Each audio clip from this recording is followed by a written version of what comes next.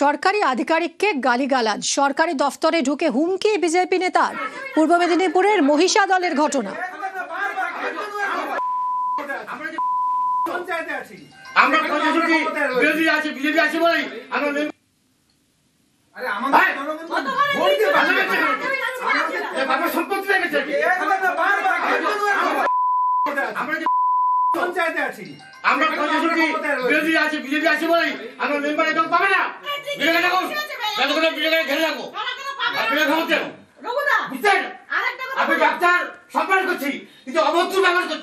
আপনার মুখে কোনো ছাই নেই কেন?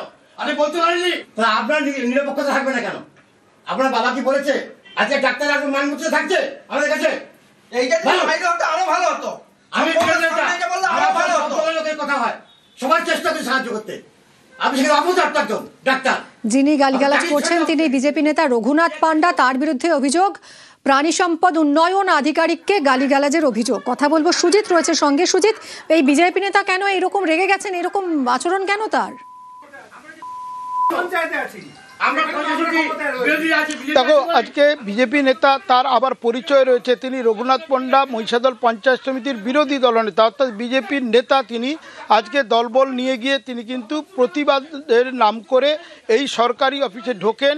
তিনি বলেন যে সরকারিভাবে মুরগির বাচ্চা বিতরণ হচ্ছে, সেখানে দলবাজি হচ্ছে, শাসক দলের কথায় বিতরণ হচ্ছে, এই অভিযোগ করে তিনি কিন্তু চেম্বারে ঢুকে গিয়ে একেবারে রীতিমতো বাপন্ত করেন, ক্ষিপ্ত হয়ে ওঠেন, ক্ষুব্ধ হয়ে ওঠেন। তার সঙ্গে বিজেপির পঞ্চায়েত প্রধান, পঞ্চায়েত সমিতির সদস্যরা ছিলেন এবং তারা রীতিমতো থ্রেট করছিলেন, হুমকি হুঁশিয়ারি দিচ্ছিলেন, প্রতিবাদ করছেন। প্রতিবাদের নামে তারা কিন্তু রীতিমতো যেটা দেখালেন, একবার হুমকি হুঁশিয়ারি দিলেন।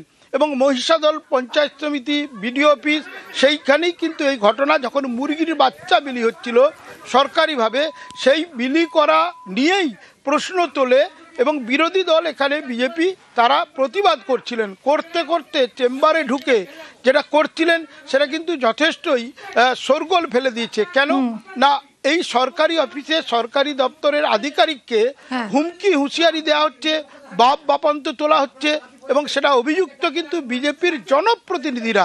সেখানেই কিন্তু প্রশ্ন উঠছে এবং তা নিয়ে তারা সাফাই দিয়েছেন, বলছে দলবাজি হচ্ছে, দলবাজি হচ্ছে, প্রতিবাদ তার জন্য। প্রতিবাদের সময় এ ধরনের ভাষা নিয়ে কিন্তু প্রশ্ন উঠছে। মিমি, একদমই, অনেক ধন্যবাদ সুজিত।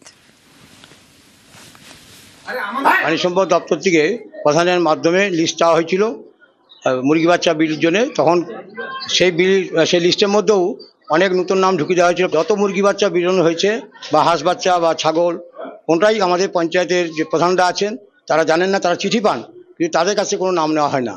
তাই আজকে আমরা বিরোধী সরকারে এসেছিলাম, এভাবে বঞ্চনা চলছে, সেই জন্য তার কাছে আমরা বলেছিলাম, ডেপুটেশন দিয়েছিলাম, তিনি সেটা স্বীকার করেছেন এবং পঞ্চায়েত সমিতির সভায় তিনি তুলবেন বলেছেন। নিরপেক্ষতাটা তো ওরাই প্রথমে ভেঙেছে।